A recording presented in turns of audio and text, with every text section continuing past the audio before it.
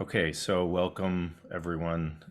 This is the uh, CSF series, an interview with people who have had experiences with their own cerebrospinal fluid. So today we welcome Ashley Weisser. Thank you very much for coming today. Um, tell us a little bit about you, what you do during the day, and what made you contact me in terms of the cerebrospinal fluid. Sure. So a little bit about me. um, so I'm going to start from the beginning because I feel like that kind of fills in all the gaps to the here and the now. For sure. Um, so when I was little, when I was born, I had this knowing of why I was here, and but it didn't seem to resonate with everyone around me, if that makes sense. So it was like more of knowledge of like God's law, and I was confused, like why are people kind of doing opposite or challenging it? And it didn't make a lot of sense to me. um, However, I'm sure anybody that's experienced that kind of goes through uh, a separation. We want to be like everybody else and fit in. So that leads to different experiences in life and kind of a disconnect from what you previously have felt. So I experienced that. um, I actually had two near-death experiences, and um, I self-healed through both of them, but it took a very, very long time and a lot of a lot of discipline, because I was very determined to get that connection back because I was like, I know why I'm here, and things just don't feel right, and my body's not um, optimizing itself like it should be. My mind, my body, like just something is off. um, so I had my two daughters, and they were a big inspiration for me. And I could see a lot of myself in them, and I'm like, well, I wasn't particularly, I didn't have those tools in my hand when I was a little girl. So I want to be able to provide those tools for them if they're to use them. And so that's kind of where it all started. After the near death experiences that I had, I came into a lot more gratitude for being here, for waking up Mm, each day. um, you know I don't look at them as like a victim or a trauma. Like I don't get stuck in the trauma of it. So I'm just like a lot more grateful to be here. And that was life changing for me. So that's that's beautiful. kind of the foundational of how it all started. Now, the first near death was actually a car accident. And I had to do some, I guess we would call it like regressive work. I had to like work within myself over a long period of time, and lots of meditation, and just really feeling into myself and visualizing to kind of pinpoint what was going on. Because I spent 10 years in the medical field of different medications, just different diagnoses. And I was like, I'm not accepting this. Like right now, I'm supposed to be in a wheelchair and, uh, not be able to move freely. And I'm here and I can. I'm grateful for it. So that's why I'm here today, because I want to share these stories. Um, but I knew there was something, because during the original diagnosis, when I was first taken in the emergency room, I had a brainstem injury, and injury in my cervical, like up in my cervical, and in my lower region, my lumbar. Um, so years after that, I was like, okay, there has to be more to this, because I know the brainstem is a communication center from the brain to the rest of the body, your central nervous system. And so, like, how do I heal this? Like, Beautiful. I wasn't getting answers from that. So I just took it upon myself to do as much research as I could find. I couldn't find a lot of research out there. It wasn't easy to obtain information on that to guide myself. So I did the best I could. So get little pieces of puzzle here and there and put them together. And then I'd kind of go into meditation and just kind of pull it all in until I could figure things out, if that makes sense. Yeah, absolutely. Yeah. And I'll elaborate more on the spinal fluid when we get there. But definitely. What were some of the pieces of the puzzle that were most that sort of were, you know, most important, or were the, obviously it's the entire puzzle, but were Mhm. there pieces that were like, you know, big breakthroughs and stuff like that in your own healing? Yeah, I feel for me, the biggest breakthroughs were on a spiritual level. So I had a lot of anxiety back then, and it was more so, okay, I need to like calm myself. I need to ground myself, get more in tune with nature again, so I can be in tune with myself. Stop seeking external answers and solutions to something that I need to figure out on my own. And that's how I looked at it. And so I would, I started learning breath work and how to pull the breath different ways through the body and visualization during the process. Um, and then, I mean, that's when I really started feeling, you can actually like feel things moving through your body then. And that's when I started really connecting to the cerebral spinal fluid and realizing the power and potency of it within myself. Wow. So it was through the breath that you connected with the, and when you say, you know, some people don't even believe that you can feel the cerebrospinal fluid within us. Did you have a felt sense of that, of the cerebrospinal fluid? And if you did, you know, what, how would you describe it as you knew that it was the cerebrospinal fluid? So I was kind of skeptical about the actually feeling it part, but I was like, you know what? If it's possible, I'm going to do it because that's how I set my mind to things when I want to achieve something. So I'm like, okay, well, if I can feel it, I'm going to not give up until I do. Because like this, there's more to this. And again, I was I'm very determined. So the first time I felt it, I don't know how to describe it. I was in a very deep meditation. I always do a certain amount of breaths and like kind of like a cyclical breath thing before I even go into meditation to get myself into that state. And I could literally feel like kind of like energy going up my spine and then coming up and around. um, it felt warm. Um, and I felt like a clearing was occurring. And visually, I could see different colors, very bright, vivid colors through like my third eye. And I just kind of had like started feeling a very calm and like a knowing. And then sometimes, as I would connect more and more to it, I would kind of ask for clarification or signs of clarification, of what was actually occurring. And a lot of it came with some of the cognitive functions that I'd lost, or that were kind of impaired during that, like post accident. My memory was getting better. I was more on point, more focused than before, and I could connect. My connection with God, source, became strong again. And that was one of my main goals, because I was like, wow, this is something that I had no idea how I was going to get here, and here I am. And yeah. I mean, that's that's extremely powerful.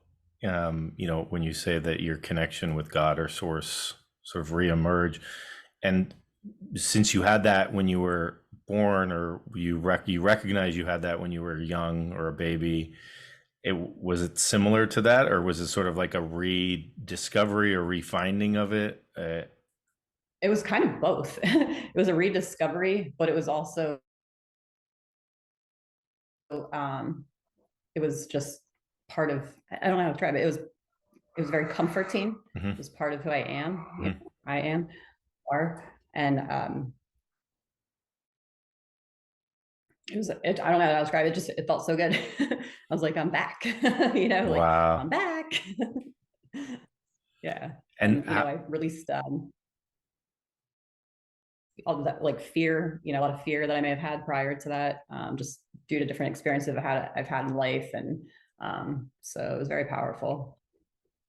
Go ahead. What were you gonna say? how would you describe the, was it, I don't want to put words into your mouth or anything like that. So, how would you explain or describe that the sensation of the cerebrospinal fluid, did it lead you to this connection? Did it accentuate the connection? Was it like a bridge or a conduit to the connection? I'm just curious what your total authentic experience of that is, in terms of, you mentioned the cerebrospinal fluid and then this connection to source, which to me is very interesting. Um, what is that for you, or does this, did the cerebrospinal fluid have anything to do with that?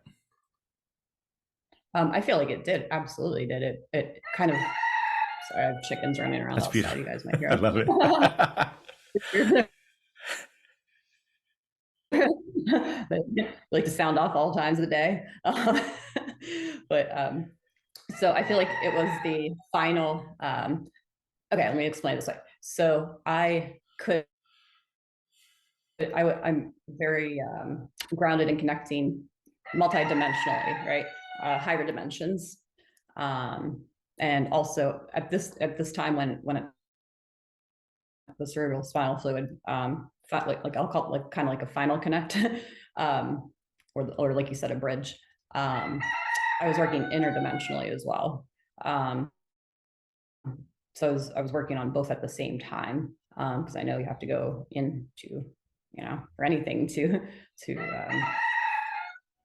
my rooster's a little distracting right That's perfect. I now. love it. It's Sharing. reaffirming your statements. It's like, yes, tell him I more. know. Tell him more. So um so yeah, it was like the final bridge. It's like I felt a lot more more clear communication, able to receive and give communication. So if that makes sense. So, and then at different dimensional levels. So with God, but then also with like I don't even know which dimension. I've gone up pretty high, like 12D, sometimes higher. So there's different layers, like angels, archangels, and yeah. So when you do that sort of transdimensional, interdimensional work, do you now, um, do you connect with the cerebrospinal fluid each time that, how do you use the cerebrospinal fluid now in your practice? So so I'm gonna just say it how it is. So That's it. I program my body and my energy field, Okay. uh, as I work on things and master them. So for the cerebral spinal fluid, there are certain things that I'll do that it will automatically be flowing and connecting as I'm working on different dimensional layers. So it's like certain ways I breathe. Um, like squeeze the perineum, tongue to the top, tongue to the top of the mouth, and just breathe and really focus, and then it kind of just ups everything, re-ups everything. Interesting. Fascinating. Um, what is the cerebrospinal fluid then a part of your daily practice? I intend for it to be a daily practice Hmm. thing. It isn't always. Hmm. It was for a very long time. Hmm. Um, so I, again, as long as I always go live by this one rule with making excuses. So sometimes I might make the excuse I don't have time, because we all do that. But usually I make time. So even if it's just 5 minutes, usually I like to go into the meditative state for 30, 45, 60 minutes, just as long as I can. with, and sometimes it's challenging, with kids running around and distracting and mom, hey mom, I need this. And, they don't quite understand what you're working on within yourself and all around you. They do to a degree, but, they still need mama. Um, so that's kind of when I don't want to say it's an excuse, but, sometimes I have to stay up late after they're in bed, and then I can spend that time in meditation, really connecting. But now they're Beautiful. back in school, so now I can take time More during the time. day Um, here and there. Yeah, yeah, exactly. yeah, yeah. So if you were to, if if I came to you and I said, look, I think I'm feeling my, my cerebrospinal fluid move. Um, are there any, what would be like the first practice that you would recommend somebody do that keeps them grounded and still has them sort of open up to this connection? From Sure. your So experience, the it first seems. thing, yeah, sure. So sorry, I didn't mean to interrupt you. Just came right to me. The first thing I would recommend doing, even prior to obtaining that state, or connecting to your cerebral spinal fluid, make sure you're grounding yourself. And this is so important. And like I definitely ensure I practice this multiple times a day, and I tell everybody that it's possible. Go outside, take your shoes off, lose the shoes, put your feet in the grass or the sand or the dirt or whatever it may be, and just take a couple moments. If you don't have a lot of time, it doesn't matter. Just take a couple moments, take a couple deep breaths. Connect to the sun. That cleanses as well, because I practice what I call energetic fitness. And it's very, very important, to ensure that your energy field is clear, your aura is clear, but also that anything that's going on, within your body, physical body, is kind of charged off and transmuted through earth. So that would be my first recommendation. Just make sure you're really grounding yourself, because this is kind of a whole nother level of healing, and there also is responsibility involved with it. You don't want to just go jumping in and doing this stuff, because it's going to challenge you. It's going to challenge your mind, sometimes your sanity. You got to keep that faith. And you really have to stay grounded and centered during it. That's beautiful. The That's sun's perfect. changing on the Yeah, yeah, no, no, that's great. Um, you mentioned your kids, and obviously they're a big part of your life. How old are they, if I can ask? Oh, sure. They are 8 and 10, Oh, both. wow. Yeah. And with your kids or other kids, I have kids. Um, how do you, if you don't mind sharing, how do you start to weave these things into their lives, or make subtle suggestions or even comments? Do you have any recommendations for other parents or caregivers who may have actually had very similar stories to yours, in terms of feeling that connection, losing that connection, coming back to it, and then having children and wanting them not to lose the connection, but maybe understanding that they're going to go through it too? Or Yeah. what recommendations would you give to other parents? Sure. Let me add one little thing. It's actually a big thing. So I actually have a 21-year-old stepdaughter that I raised from the time she was 4. And then Wow. my partner and I, he has 3 kids. So we have 5 in the same house, and they range from ages 5 to 16. So they're all at different ages and stages of life, as kids. So with all of them, including my two that are still at home, I practice what I preach. So when I feel, because I feel and I sense things, and I use my intuition and I lead by my heart. So anytime I sense something, or just, things, energy is just off and it's affecting others, um, I'm like, all right, everybody, they might get annoyed with me. I really don't care. It's going to happen. I know one day they'll probably, one day they'll understand, but it's my responsibility at this point to guide them in the right direction. So you know what, everybody's shoes off, we're going outside.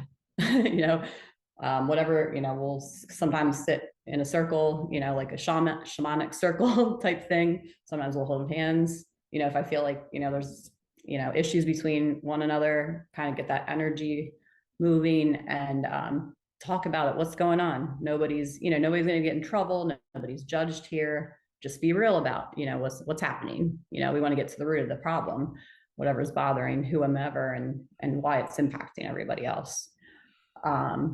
Every night before bed, we all, I lead a prayer and set intentions. So I lead by example, you know what I mean? I really take that to heart. And again, they, and sometimes at prayer time, half of them are like, I don't want to do this. And I'm like, come on, you guys, please, please just cooperate. 2 minutes, right? 3 minutes. But I think, and this is something I've observed in this day and age, is just a lot. And I'm not calling anybody out. I'm not. This is just something that I've noticed, parenting wise. A lot of parents seem a little bit out of touch, and they kind of just are letting things, letting kids on devices and not having those deep talks. And, because these are pertinent times of their development and their minds and their emotions and just everything. And they just need someone to hear them and feel them and know that they're safe and know that they're loved. They need that reassurance. And home, when they come home, like that's where it needs to be provided. That's the foundation for it. So that's what I do. That's beautiful. That's so beautiful. Wow. Thank you so much for sharing your experience. Is there anything that you wish to, that you feel like maybe we missed, or any sort of final thoughts? Sure. So this is a big thing for me too. So mental health and the healing abilities of the cerebral spinal fluid. So for me, having some cognitive issues from like my car accident, I had memory loss, became like kind of like a dyslexic state where I'd write, I'd go to write words and like the last couple letters I'd flip around, which I never did before. But over time I was able to kind of heal it, right? And the anxiety, there's some depression associated with it at the time for years, after preceding it. And so I have a theory that the cerebral, there he goes, spinal fluid can be used, if used correctly, if guided correctly, guiding people correctly, to aid in healing maybe mental illnesses, improve mental health, like an overall well-being of your mental health. Because wow. I know, I just kind of work and help guide people that have serious mental issues, and medications are always being changed. And I'm not knocking, I'm knocking the industry a little bit, but what I'm saying is it just doesn't work and they have no quality of life. Mm-hmm. And there's a limitation to how deep of a healing they're actually receiving, or like it just doesn't get there at all. And if trauma, like different forms of trauma experiences in life, aren't addressed, people kind of get stuck there, and then they just loop and loop and loop and loop, and they don't get past that. And that's where I see a lot of people with different diagnoses that's kind of stuck in that. And then they accept that, they hear it so many times, like, bipolar or schizophrenia or whatever, it's just like they accept that as their destiny. And that kind of just, that's where it stops. And they think that's just something, mm-hmm. Man. Yeah.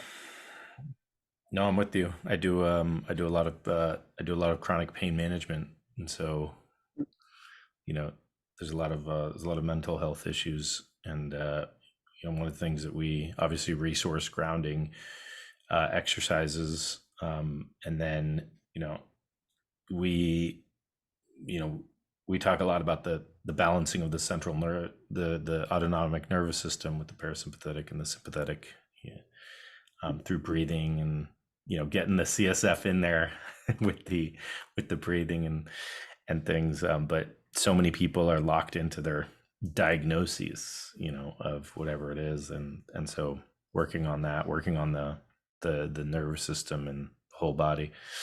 I definitely hear you. That's I'm sorry, I didn't mean to interrupt you. I was one of them too. I was locked into, I had a myriad of diagnoses from the accident I was in. They're very bad, I can't down to imagine. degenerative logical issues, like all kinds of things Yep. going on. And here, No, it's beautiful. I mean, if you have a you know, brainstem um, injury, you're yeah, quadriplegic, right? you're wheelchair you you're know, wheelchair bound with an electric wheelchair, quadriplegic, in diapers. yeah. So, incredible, incredible, incredible. Wow. Well, um, thank you so much for sharing. I hope this, for anyone listening who may have had similar experiences or is interested in obviously the cerebrospinal fluid or connecting with the cerebrospinal fluid, and then again the importance of, as Ashley mentioned, the importance of those grounding exercises, the resourcing, being coming from a resourced place, being able to resource, being able to ground, and then slowly going to the connection with the cerebrospinal fluid, and higher dimensions, as Ashley mentioned. Um, that's beautiful. Thank you so much for your time today. Thank you so much for having me. I'm happy to share.